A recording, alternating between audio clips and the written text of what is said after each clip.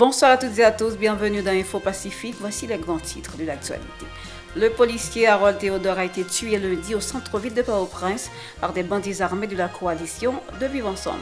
Le protecteur du citoyen Jean-Wilner Morin a procédé ce mardi à l'installation de Jules Jean-Pierre au poste du directeur général de l'OPC.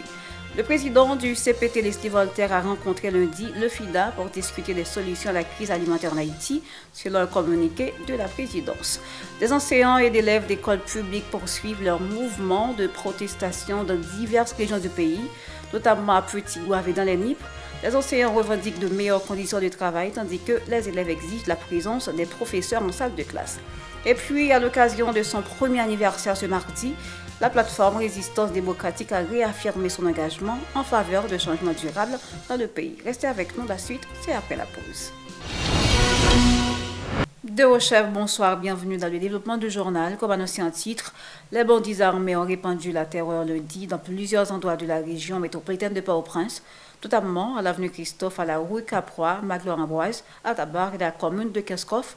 Le policier Harold Théodore a succombé à ses blessures après avoir été atteint de balles lors d'affrontements entre la police nationale d'Haïti et des membres armés de la coalition Vivre Ensemble dans la zone de marché Salomon. Suite à ce drame, le syndicat de la police nationale d'Haïti, SPNADI, a exprimé ses condoléances à la famille et proches de policiers issus de la 14e promotion de la PNH. Il a exhorté les autorités à mettre en œuvre un plan stratégique pour lutter efficacement contre l'insécurité qui décime les rangs des forces de l'ordre. Selon le SPNH 17, le sang de chaque policier versé dans l'exercice de sa mission constitue une perte énorme pour le pays. Le président du CPT, Leslie Voltaire, a rencontré lundi le FIDA pour discuter de la crise alimentaire en Haïti, selon un communiqué de la présidence. Lors de cet échange, le président Voltaire a décrit la situation alarmante que traverse le pays, marquée par des défis sécuritaires et une crise alimentaire croissante. Il a souligné l'urgence de mobiliser les partenaires internationaux et appelé à une collaboration renforcée pour répondre à ces enjeux. De son côté, le FIDA a réaffirmé son engagement à collaborer étroitement avec le gouvernement haïtien. L'organisation a promis de diriger ses financements et ses initiatives en accord avec les priorités établies par les autorités nationales. Jules Jean-Pierre a été installé ce mardi au poste de directeur général de l'Office de la protection du citoyen. C'est le protecteur du citoyen Jean-Wilner Morin qui a présidé la cérémonie d'installation. À cette occasion, il a félicité le nouveau directeur de l'OPC et lui a assuré de sa collaboration. Le protecteur du citoyen a également évoqué les nombreux problèmes affectant la population, notamment la violation des droits de plusieurs familles. Suivons-le au micro de Max René-Augustin et Bernard Arnaud. La rencontre de ce matin s'inscrit en droite ligne de cette obligation légale. Monsieur le directeur général, je félicite votre nomination au poste de directeur général de l'Office de protection du citoyen et au plaisir de procéder officiellement ce matin à votre installation à cette nouvelle fonction, à un moment où le peuple d'Haïti vit sous des menaces de très graves violations des droits de la personne. Le temps de les énumérer dans l'espace de ce bref discours ne suffit pas. Je me contente de rappeler qu'un nombre significatif de familles sont violemment privées d'accès aux infrastructures sanitaires, scolaires et sécuritaires par des individus en armes qui opèrent sur des pans du territoire comme de véritables États ou États de terreur dans l'État. De son côté, le nouveau directeur général de l'OPC a remercié le protecteur du citoyen pour la confiance placée en lui. Il a promis de travailler de concert avec Maître Morin afin de répondre aux attentes et de travailler au service du bien-être de la population haïtienne. Écoutons ses propos. C'est avec une profonde humilité, un sentiment aigu des responsabilités que j'assume aujourd'hui la fonction de directeur général de l'Office de la protection du citoyen. Qu'il me soit permis d'adresser mes remerciements au protecteur du citoyen, Maître Jean-William Morin, qui a placé en moi sa confiance.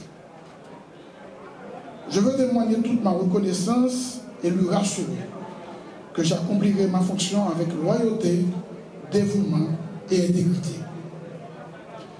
En effet, la longue expérience que j'ai acquise à l'OPC pendant plus d'une dizaine d'années et d'autres institutions tant privées que publiques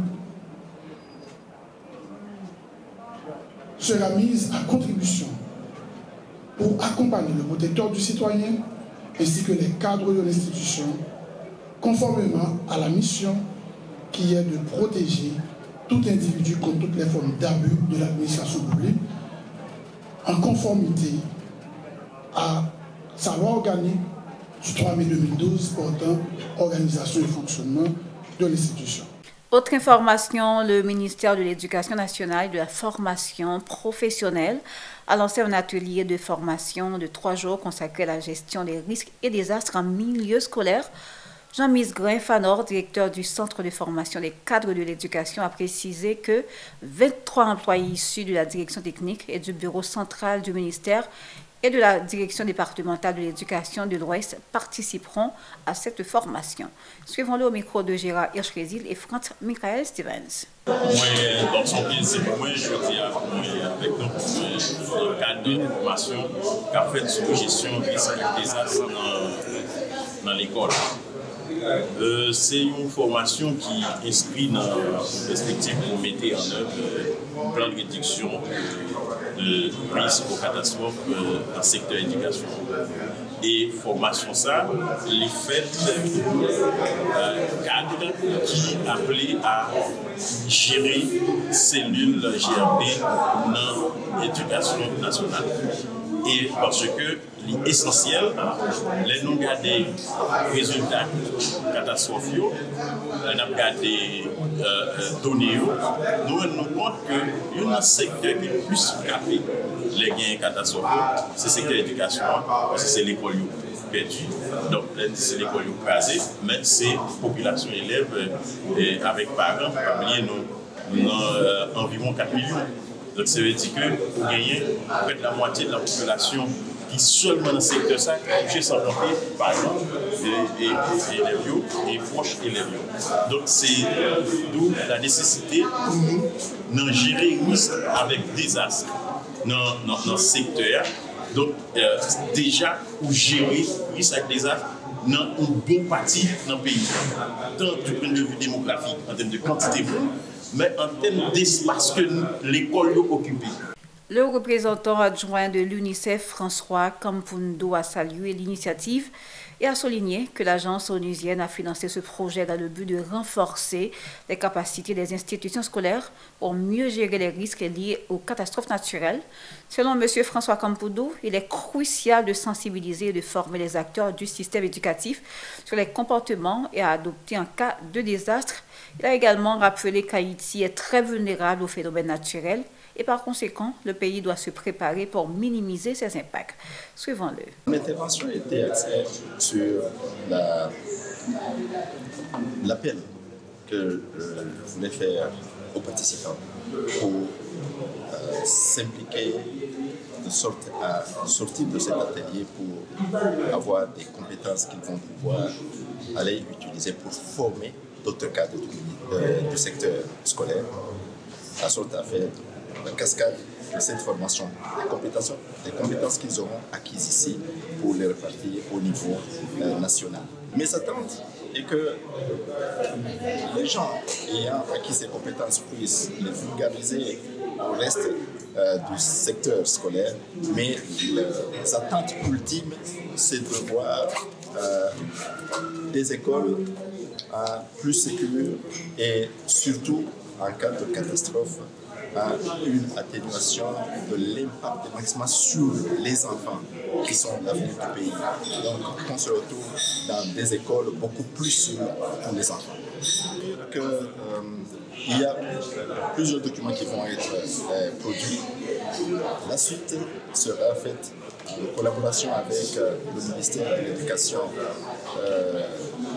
nationale et de la formation professionnelle pour que non seulement ces documents soient disponibles au niveau décentralisé, mais aussi qu'ils soient utilisés dans la formation des autres cadres du secteur pour s'assurer qu'au niveau national, l'école soit réellement sécuritaire. Toujours de l'actualité éducative, des enseignants des écoles publiques ont organisé une marche pacifique mardi à Petit-Gouave pour exiger une augmentation salariale ainsi que d'autres revendications. Ils affirment qu'ils ne retourneront pas dans les salles de classe avec un salaire qu'ils qualifient de misérable. Qui mettait professionnels qui fait tout le monde à la rue et pendant ce temps tout le mettait moun pour qui maspiner élèves dans la rue.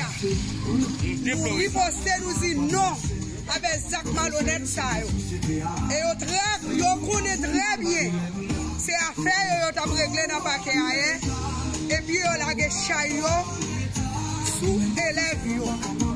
Nous-mêmes nous disons non. Nous sommes montés 7 fois 77 fois. Pour nous dire non à l'état criminel ça. Nous disons nous pas rentrer dans la classe avec salaire poitrinaire ça. Nous sommes 4e semaine de aujourd'hui. Nous disons c'est assez pour nous et professeur pour nous. Côté que nous souffert et il a fait nous passer misère depuis 12 ans, depuis 2013 de travail. Il a fait nous souffrir et aujourd'hui nous-mêmes, dans le syndicat nous-mêmes et porte-parole des connaître, nous disons. Par ailleurs, plus d'une centaine d'élèves des écoles publiques soutenues par des élèves d'établissements privés ont manifesté lundi dans la commune de Petit-Gouave. Ce mouvement de protestation marqué par des jets de pierres et de bouteilles dans plusieurs directions a semé la panique dans la zone. Les policiers ont fait usage de gaz lacrymogène pour disperser la foule des manifestants. Et nous restons dans la ville de province. Des militants de la plateforme Petite Dessalines ont manifesté mardi devant la direction départementale des douanes du Cap-Haïtien pour dénoncer l'augmentation des tarifs des produits douaniers. Ils exigent la révocation du directeur général Jules Saint-Édouard ainsi que celle du directeur des douanes du Cap-Haïtien Louis-Joseph Mercier qu'ils accusent de corruption. Écoutons-les au micro de notre correspondant du Cap-Haïtien, Richard Pierre. C'est avec ancien directeur Bell qui permet tout ça de rentrer dans le pays. Nous demandons pour arrêter le directeur Jules Saint-Édouard PCPC et pour retirer le monsieur de tête douane au Cap parce que son bagaille et ensemble d'affaires. Nous ne pouvons pas accepter pour au Cap rentrer dans l'insécurité, pour nous loi, c'est pour la Tibonité. Merci.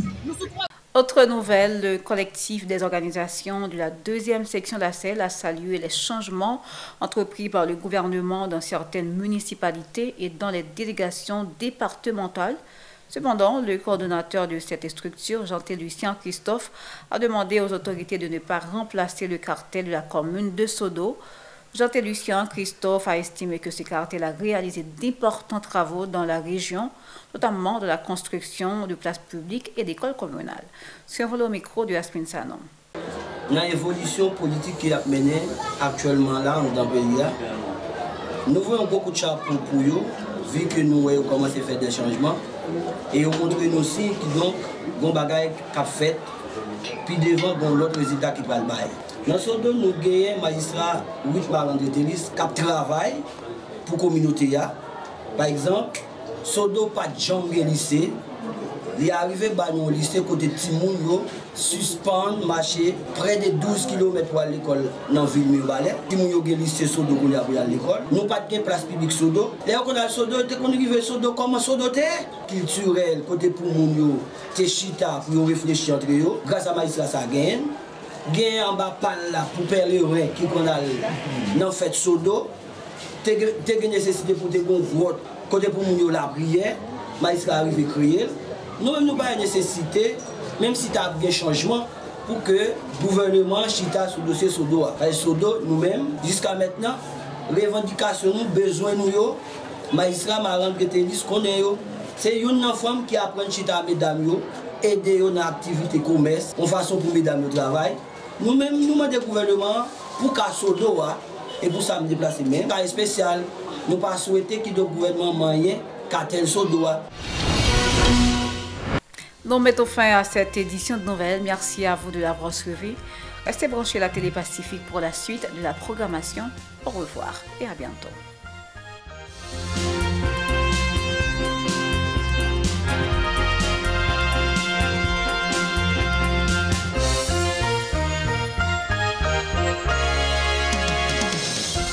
Si vous jugez que cette vidéo est intéressante, n'hésitez pas à liker et partager la vidéo. Et surtout, n'oubliez pas de vous abonner à cette chaîne et activer la cloche de notification pour ne pas louper aucune de nos vidéos.